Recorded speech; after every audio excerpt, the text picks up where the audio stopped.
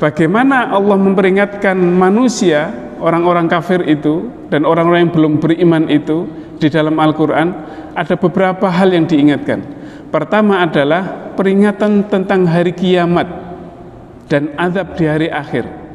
Ini peringatan model pertama, peringatan pertama yang diberikan Allah kepada manusia, yaitu peringatan tentang hari kiamat. Jadi kalau misalnya dalam bentuk berita, kita bisa membaca misalnya dalam surat Al-Ghasyiyah, hal ataka hadithul ghasyiyah wujuhu yawma idzin khasyiah. Jadi tahukah kamu apa itu Al-Ghasyiyah, hari kiamat itu? Wujuhu yawma idzin khasyiah. Waktu nanti itu pada hari kiamat, kata Allah dalam surat Al-Ghasyiyah disebutkan bahwa nanti manusia itu akan tertunduk, takut tertunduk. Lalu kemudian amilatun nasibah. Jadi dia merasa kelelahan dengan kerja kerasnya itu. Tasla naron hamiyah.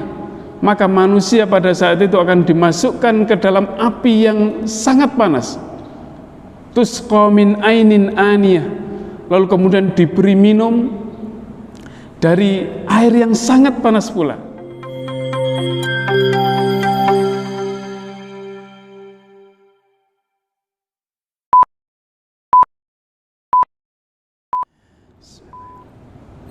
Assalamualaikum warahmatullahi wabarakatuh.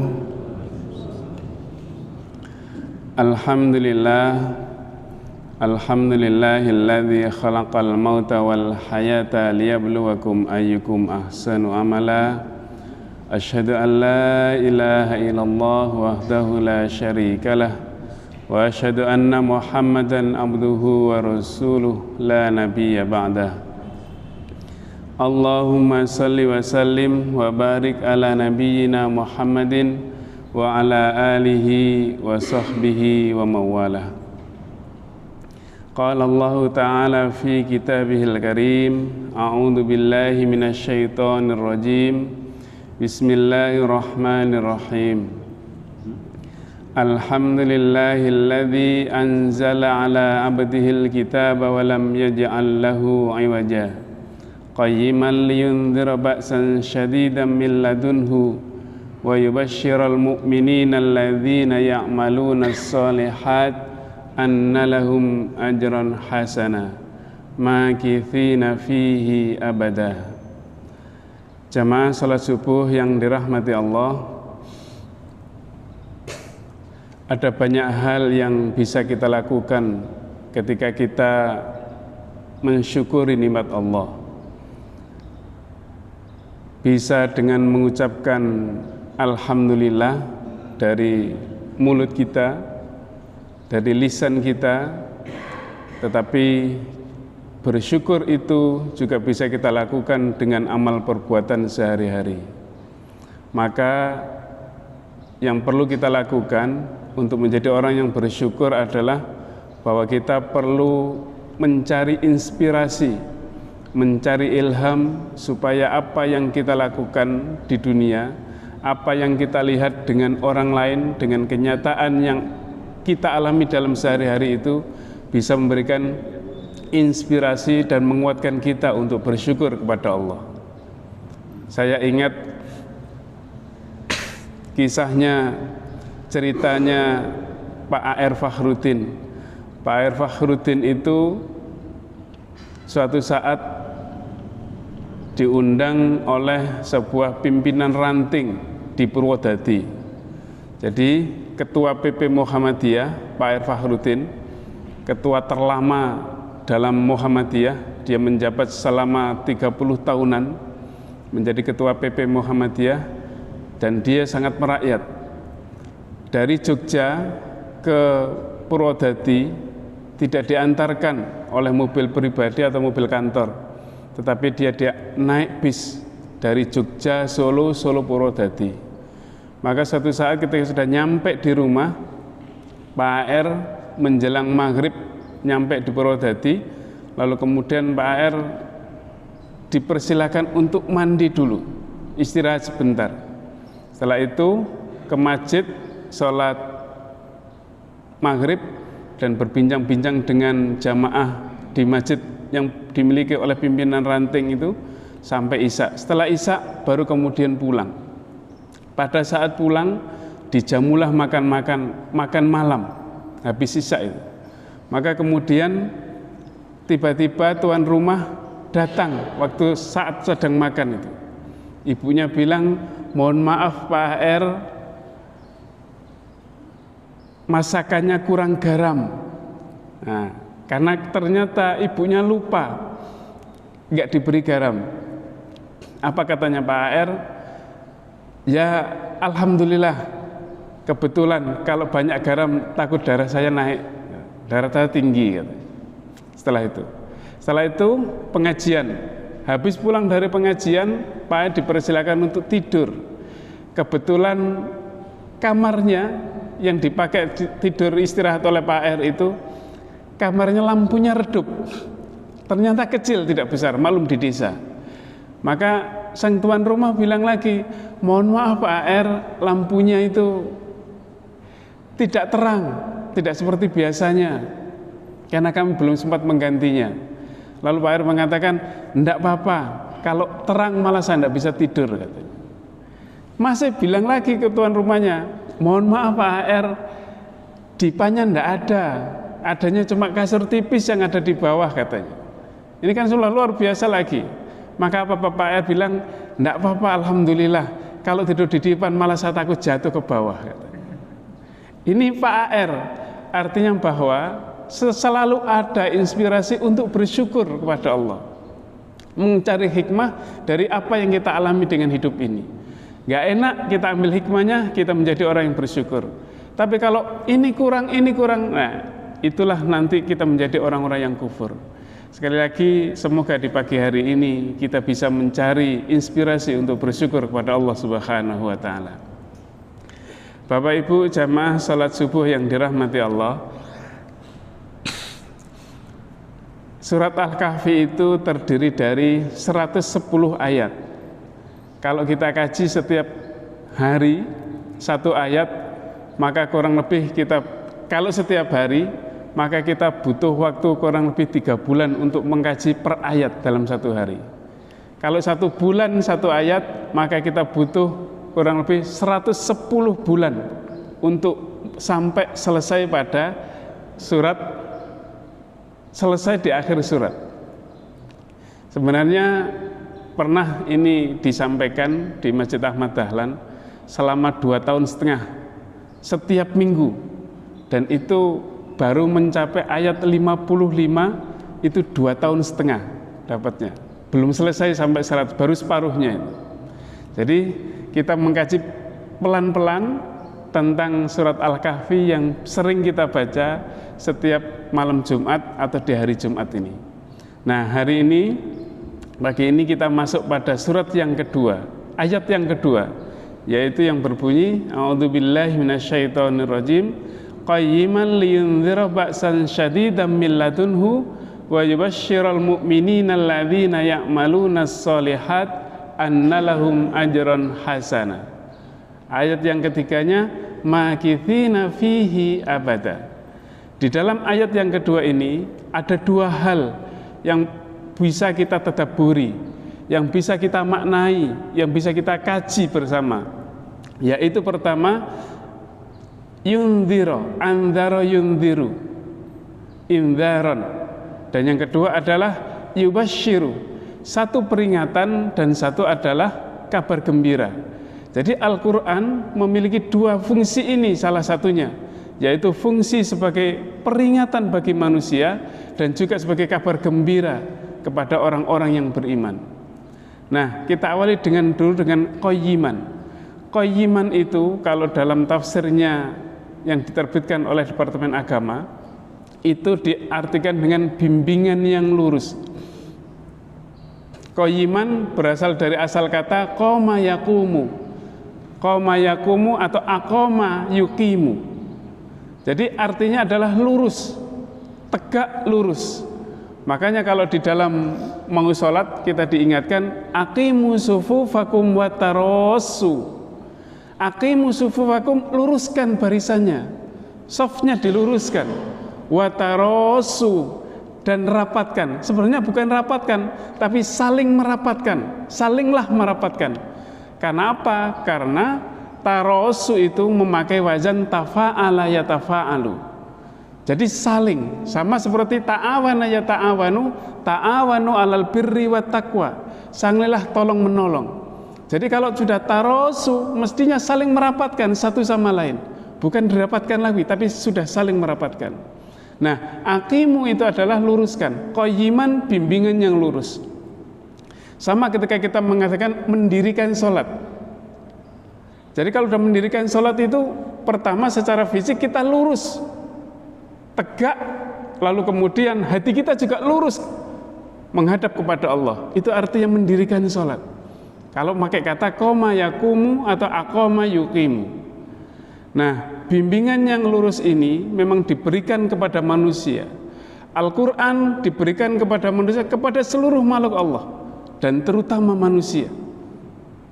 Nah, ketika diluruskan bimbingan yang lurus ini, Al-Quran sebagai bimbingan yang lurus, sebagai petunjuk yang lurus, maka salah satu yang dibutuhkan, salah satu yang diperlukan oleh manusia adalah bagaimana bimbingan yang lurus ini bisa memberikan kebahagiaan bagi manusia, baik di dunia maupun di akhirat. Kalau ini sudah kita lakukan dengan mengkaji Al-Quran, dengan mempelajari Al-Quran, dengan membaca Al-Quran saja, maka sesungguhnya kita itu semestinya hidup kita itu sudah lurus, hidup kita sudah damai, hidup kita sudah tenang. Mungkin bapak-bapak dan ibu-ibu di sini sesekali mungkin coba tidak usah membaca Al-Quran selama 1 minggu atau 1 bulan misalnya.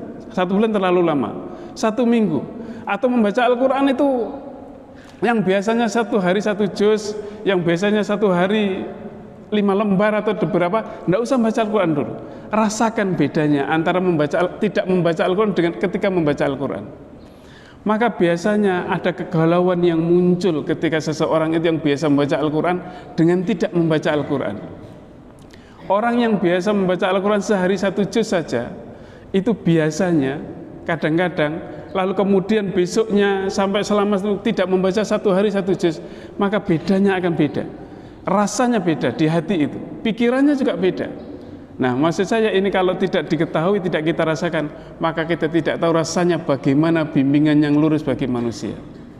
Jadi kalau sudah bimbingan yang lurus, memang dipersiapkan oleh Allah kepada manusia. Kenapa? Karena Allah lah yang menciptakan manusia. Kalau Allah yang menciptakan manusia, kemudian memberikan bukletnya, memberikan tuntunannya, memberikan bimbingan lewat Al-Quran, lalu kemudian dipakai, maka itu akan sesuai dengan karakter kita, karakter manusia. Akan sesuai dengan kebutuhan yang ada dalam diri manusia. Nah, kalau tidak pakai Al-Quran tentu saja beda, karena dia tidak menciptakan. Saya memberikan gambaran begini. Jadi suatu saat teman saya itu punya mobil, ya kalau boleh menyebutnya mereknya mobil Toyota. Karena dia merasa bahwa kalau ke dealer, ke Auto 2000 mahal kan, akhirnya oleh dia mobilnya yang rusak itu kemudian dibawa ke bengkel biasa. Dia merasa percaya karena mobil bengkel biasa itu sudah pakai komputer katanya, dan memang ada komputernya untuk mengeceknya itu.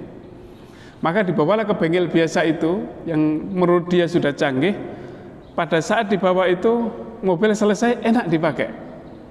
Setelah itu jalan lagi, dapat beberapa hari kemudian mobil itu rusak lagi, kembali rusaknya muncul lagi.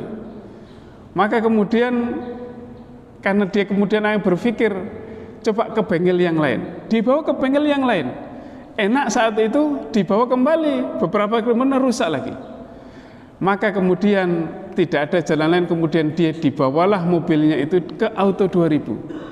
Setelah di Auto 2000, maka kemudian diperbaiki, ketemu penyakitnya, dan akhirnya setelah selesai enak, akhirnya tidak pernah rusak lagi, selama tidak muncul lagi kerusakannya itu.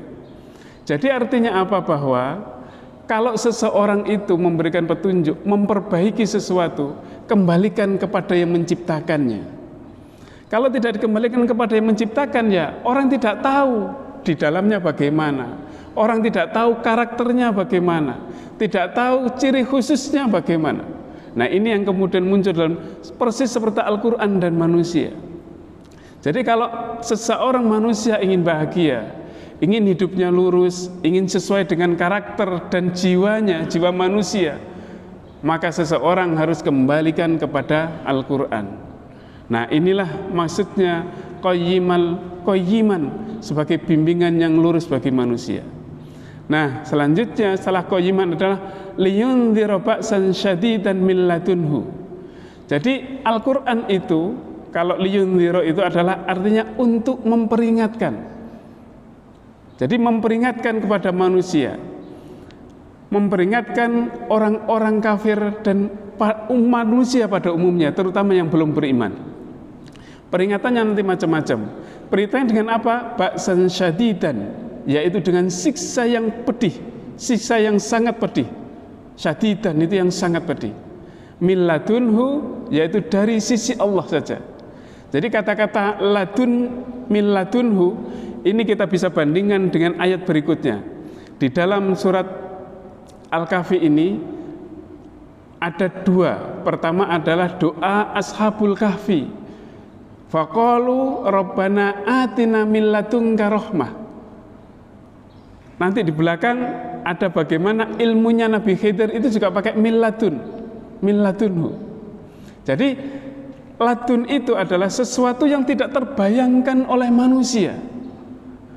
Sesuatu yang kalau misalnya sesuatu itu adalah rahmah, min ladunka rahmah, rahmah dari sisimu, dari sisi Allah, maka itu adalah satu penyelesaian hidup yang tidak pernah terbayangkan oleh manusia.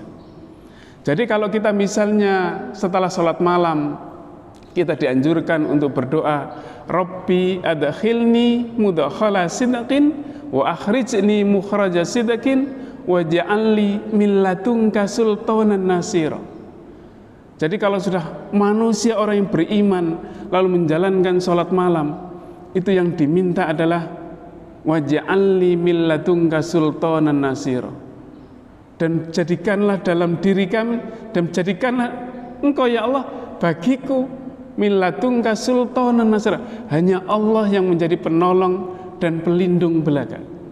Jadi kalau sudah perlindungan dari Allah karena pakai min ladunka ini, lalu kemudian pertolongan dari Allah, maka itu sesungguhnya di luar batas kemampuan akal manusia.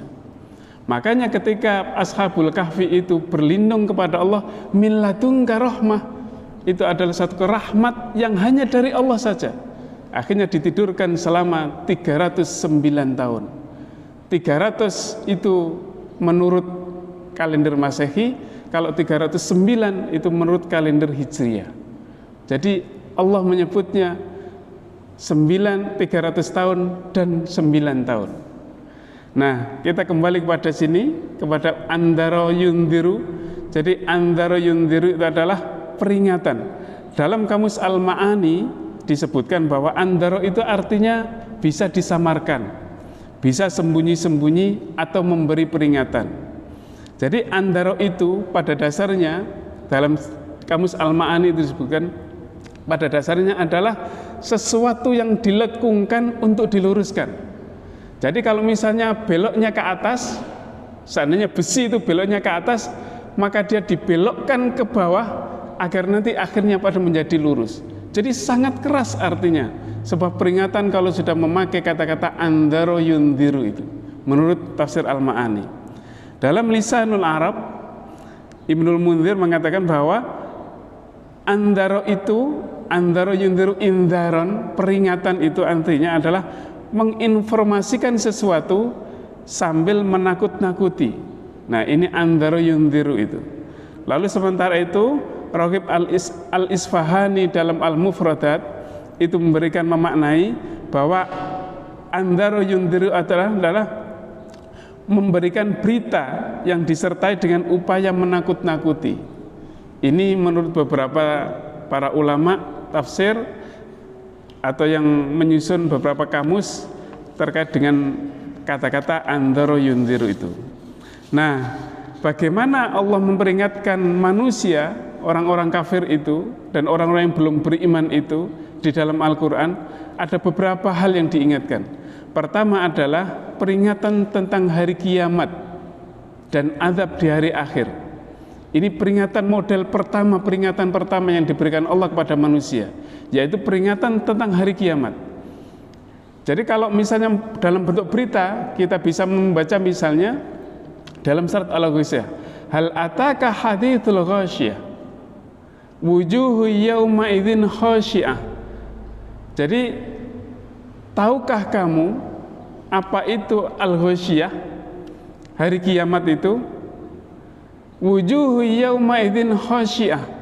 Waktu nanti itu pada hari kiamat, kata Allah dalam surat Al-Ghasyiyah disebutkan bahwa nanti manusia itu akan tertunduk, takut tertunduk. Lalu kemudian amilatun nasibah.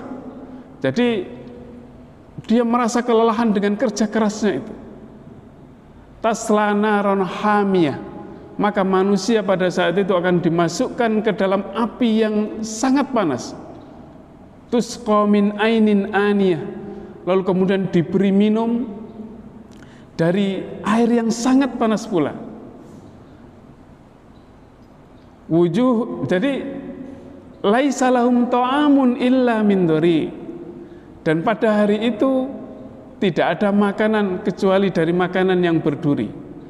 Jadi kalau saya kadang-kadang ingat bahasa orang Madura itu, di duri itu, nah itu kadang-kadang duri itu ternyata tidak jauh dari kata-kata Arab dhari, sesuatu yang berduri.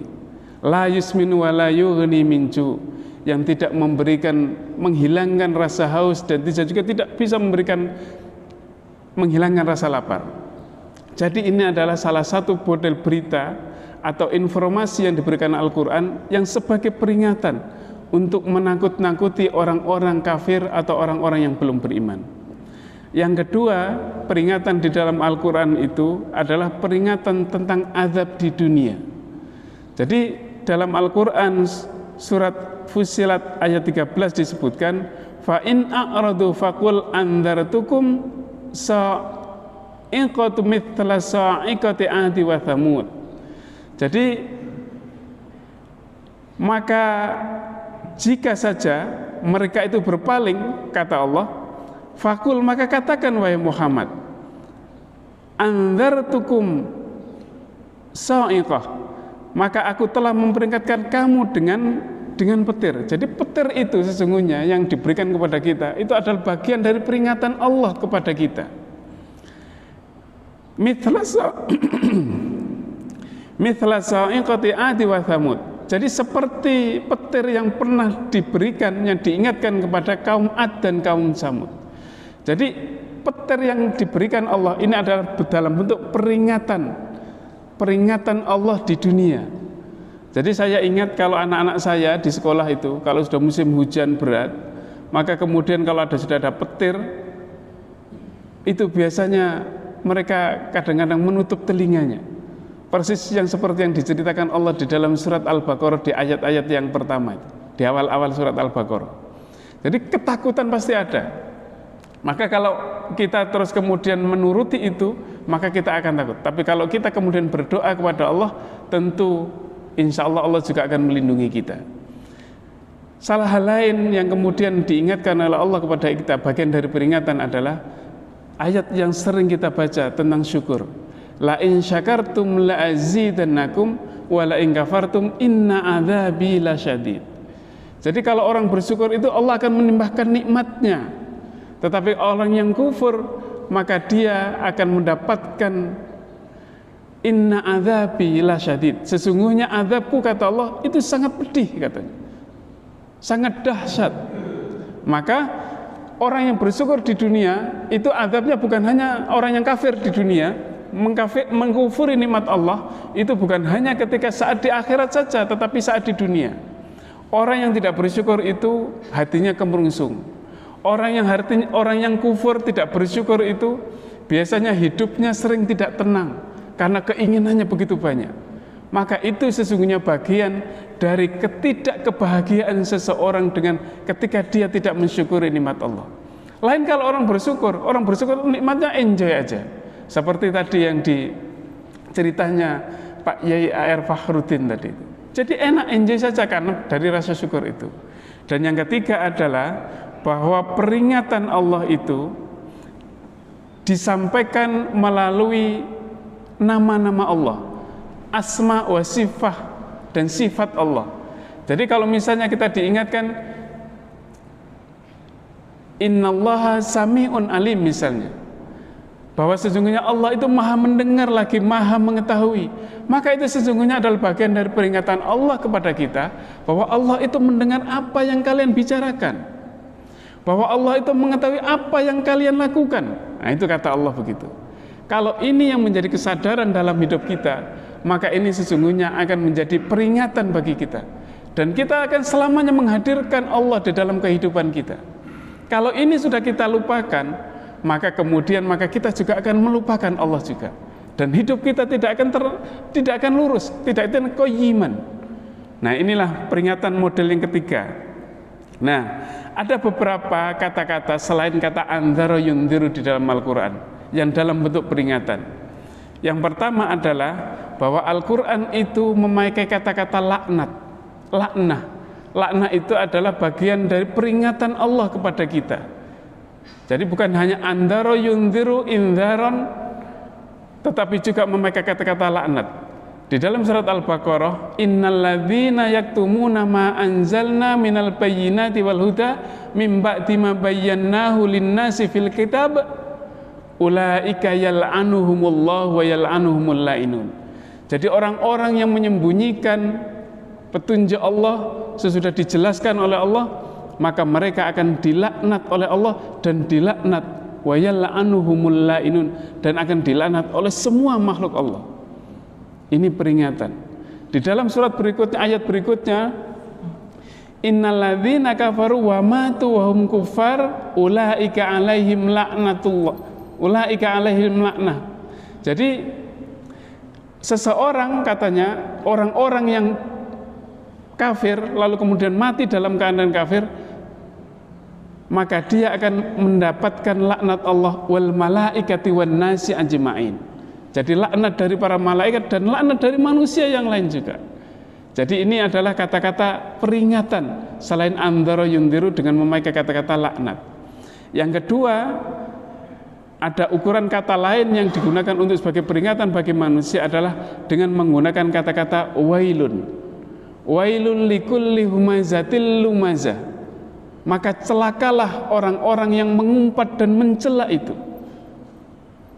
Nah, ini juga bagian peringatan. Fawailul lil musallin, maka celakalah orang-orang yang sholat.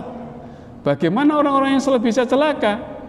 Karena dia menjalankan sholatnya dengan bermalas-malasan, dengan sahun.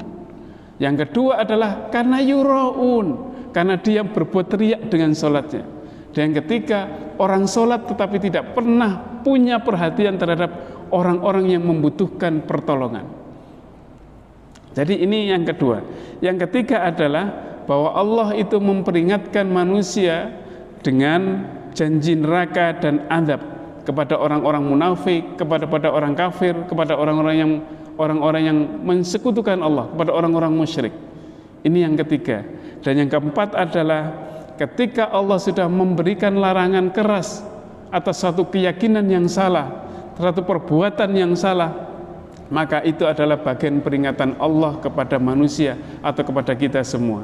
Jadi ada banyak hal, misalnya perbuatan-perbuatan yang memang dilarang keras oleh Allah dengan sangat keras, dengan peringatan yang berkali-kali di dalam Al-Quran, maka itu adalah bagian peringatan, model peringatan yang diberikan Allah kepada kita semua.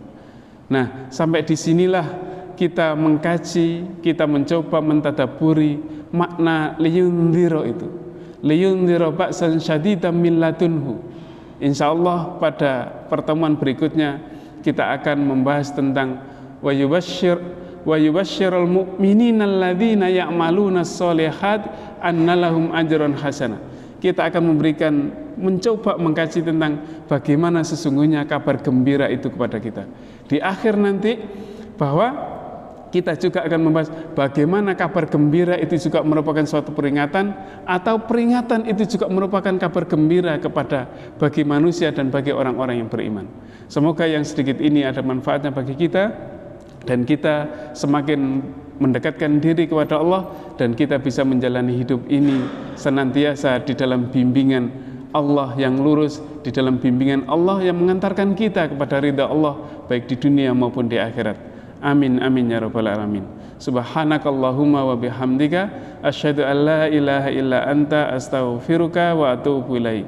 Nasrun minallah wa fathun qarib wa basyiril mu'minin. Wassalamualaikum warahmatullahi wabarakatuh.